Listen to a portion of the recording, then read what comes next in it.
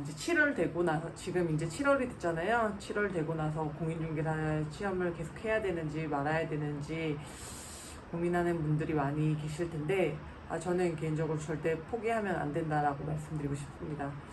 일단 저도 7월부터 시작을 했어요. 본격적으로 한 거는. 이제 3월 말에 아이 출산하고, 7월 전까지, 100일 되기 전까지는 거의 안고만 있었기 때문에, 이제 흔히 말하는 100일의 기적이 오기 전까지는 계속 안고만 있었기 때문에 실질적으로 공부할 수 있는 상황은 안 됐어요. 물론 기본 강의를 틀어만은 뒀지만, 아예 안고 틀어둔다고 해서 그게 사실 귀에 들어오는 것도 아니고, 그러다 보니까 그 전에는 거의 못 하다가 7월부터 이제 본격적으로 시작하긴 했죠. 물론 이제 제 경우에는 1차는 그 전년도에 합격을 했기 때문에 2차만 보면 되는 상황이었고, 그래서 그 1차를 상대적으로 조금 쉽게 합격했던 부분이 있어서 2차를 조금 안일하게 생각했던 것도 사실 있기는 했었어요. 그래서 7월, 8월 됐었을 때 기출문제를 풀었는데, 기출문제를 거의 3번씩 돌려가면서 풀었어요. 이제 1차 해보니까 기출문제가 정말 중요하다라는 걸 알아서 7월, 8월 달에는 이제 아기 수면교육하고 낮잠 자는 2시간 동안은 이제 정말 완전 집중해서 기출문제를 풀었었죠. 풀고 정 이해가 안 되거나 좀 어려운 부분들은 기본서 돌아가서 한 번씩 정리하는 식으로 이제 공부를 했었는데, 확실히 2차가 많이 어렵기는 하더라고요. 1차 때는 암기 1차 때는 이해를 하면 되는 부분이었기 때문에 사실 그냥 틀어만 둬도 어떤 부분에서 이해를 하면 문제를 풀 수 있었는데, 2차는 암기를 해야 되다 보니까 좀 확실히 1차보다는 어려운 게 있었고, 그래서 8월 달에 기출문제만 풀었을 때 8월 달에 모의고사 점수가 평균 40점이 나왔어요. 그래서 야이씨 이거 진짜 큰일 났다 싶어가지고 공부하는 시간은 완전 늘렸죠. 잠을 줄이고 애기 낮잠 자는 시간 2시간이랑 밤잠 잘 때 원래는 집안일 했었는데 집안일 같은 거 다 멈추고 이제 잠도 줄이고 해서 2시간 해서 평일에 4시간 하고, 남편이 주말에는 아기를 봐줘서 6시간, 주말에는 6시간 정도 시간을 내서 해서 그때 진짜 열심히 했던 것 같아요. 9월, 10월은. 사실 7월부터 더 열심히 하면 됐었는데 7월에는 7, 8월은 조금 안일하게 생각했던 것 같고, 모의고사 이제 보고 난 다음에 딱 보이니까 정말 그때부터 미친 듯이 했었죠. 그래서 이제 그 모의고사가 8월 달에 40점이 나왔음에도 불구하고 9월, 10월 달에 점수를 많이 올렸는데, 그랬던 배경에는 일단 객관화를 했었어요.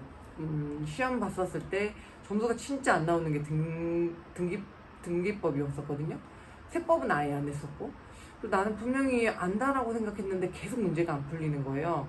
그러니까 확실히 기본서를 제대로 안 보고 와가지고 정리가 안 돼 있던 상황이어서 점수가 안 났고, 그때 제가 했던 팁은 저는 요약 강의, 핵심 강의 들었었어요. 그거 정말 그거는 진짜 특강으로 돈 주고 따로 들었는데, 저는 그 진짜 듣기를 잘했다라고 생각하는 게, 그거 듣고 나서 이론적으로 구멍난 부분들을 다 메꾸면서 갑자기 점수가 확 올랐어요. 제가 그때 모의고사 점수가 막 30점, 40점 이렇게 나왔는데 마지막에 80점 나왔었으니까 세법도 전혀 안 하고 있던 상황이었는데, 근데 양이 사실 많지가 않아요. 세법은 진짜 양이 많지가 않아서 그 핵심 강의 같은 거 한번 딱 듣고 정말 필요한 거 외워야 되는 숫자들만 딱 외우게 되면 웬만큼, 저도 그 한 문제 틀렸거든요. 마지막에는 세법이 오히려 되게 잘 나섰어요.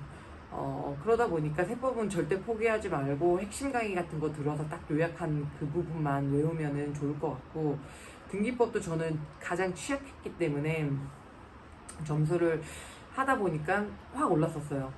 그래서 이제 네, 확실히 그런 특강 같은 거는 활용할 만하다. 아무래도 기본서 강의가 한 달 동안 들어야 되는 분량이라면 특강 강의는 그걸 3분의 1로 완전 압축해요. 근데 훨씬 더 나올 수 있는 문제들을 압축하고 쉽게 설명하기 때문에 특강은 확실히 활용할 수 있는 방법이 될 것 같아요. 그렇게 했고, 그 다음에 이제 그 동형 모의고사랑 파이널 모의고사를 나중에 줘요. 동형은 정말 어렵게 나오는데 진짜 욕 나올 정도로 어려워요. 근데 그것도 거의 4-5번을 풀었죠. 진짜 이 문제를 그냥 거의 씹어 먹는다 생각하고 진짜 다 엄청 많이 돌렸고 9월 달에는 그렇게 했던 것 같고 10월 달에는 파이널 모의고사 나오는 것을 계속해서 돌렸었죠. 그리고 모의고사 전년도, 전전년도 나왔던 건 다시 한 번 더 풀어보고 그렇게 하니까 점수가 많이 올랐어요. 그러니까 제 경우에는 시간이 없어서 이론을 정리를 하고 문제를 풀리려 했던 게 아니라 문제를 풀면서 이론을 정리했었는데 시간을 압축하고 더 빠르게 공부하는 데는 훨씬 더 효율적이었다.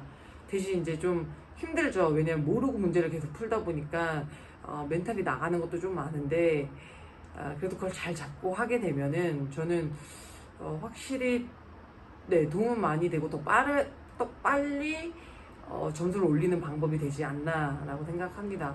그러니까 7월부터 지금 시작하신다 하더라도 훨씬 더 저보다 더 잘할 수 있을 거라고 생각하거든요. 그래서 포기하지 마시고 꼭 지금부터라도 시작하시고 시작하셔서 네, 하시면 됩니다. 정말 할 수 있고 저도 신생아 육아하면서 맨날 안고 애기 이유식 만들고 하면서도 했어요. 사실 그때 할 수 있었던 건 끝까지 포기하지 않았기 때문에 됐던 것 같아요. 그러니까 포기하지 않는 게 제일 중요할 것 같고 하다 보면은 내가 부족한 부분이 자꾸 보이고 또 거기를 채우게 되면서 합격하는 점수에 더 가까이 다가갈 수 있으니까 절대 포기하지 마시고 꼭 하시라고 저는 이야기 전해드리고 싶습니다. 제가 이제 그 8월 모의고사 때 40점 평균이 나왔는데 마지막 평균은 80점 나왔거든요. 중개사법이 90점, 공시법이 80점, 그 다음에 공법이 70점 나왔어요.